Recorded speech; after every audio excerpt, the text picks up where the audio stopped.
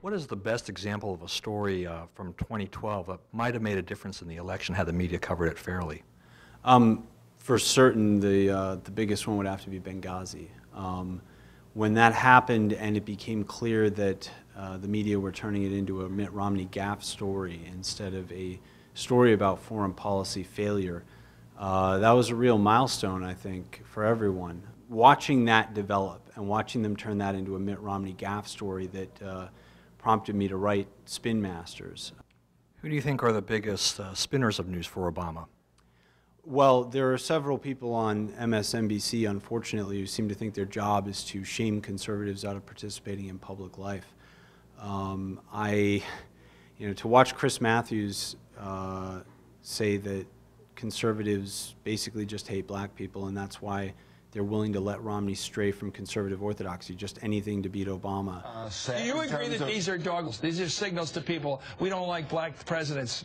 You don't think that's... It's one of the most disgraceful things I've ever seen said on television. I mean, I was deeply offended by it. I think that a lot of these guys style themselves as civil rights heroes in their own minds, even though they never had to face any of the pain that real civil rights heroes did, because it's a lot easier to do that than it is to defend a failing president and his record. That sort of coverage makes the entire nation dumber. It discourages people from participating in democracy. And, you know, when you talk about the decline in turnout in this election, that's the kind of thing that caused it. Will we ever have a spin-less media?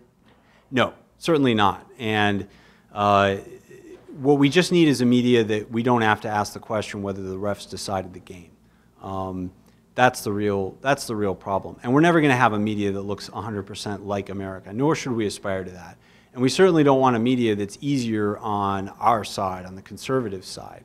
But to ask for media that frames issues fairly and looks at real stories and where there's some editorial judgment being made that isn't so blinded and blindered by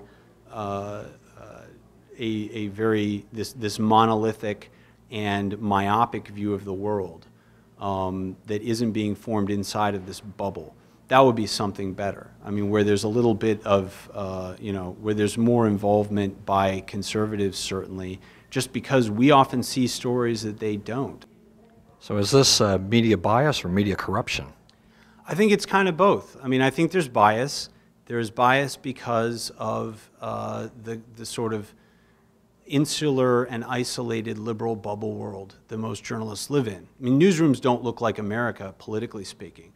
Journalists' political opinions are not even close to the American mainstream, and survey after survey bears that out. I mean, when you're 90% voting Democratic and 90% liberal and 96% voting for Obama, that doesn't look a lot like the actual election result, and it doesn't even look like the city of Cambridge, Massachusetts, or San Francisco, both of which had higher percentages for the Republicans.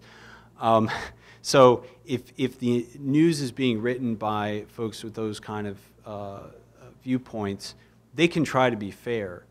And maybe most of them are trying to be fair, but it's inevitable that it's not going to be written in a completely fair way when the opinions of the people writing it are so skewed. It's just impossible, no matter how hard they try it. And they don't always try that hard.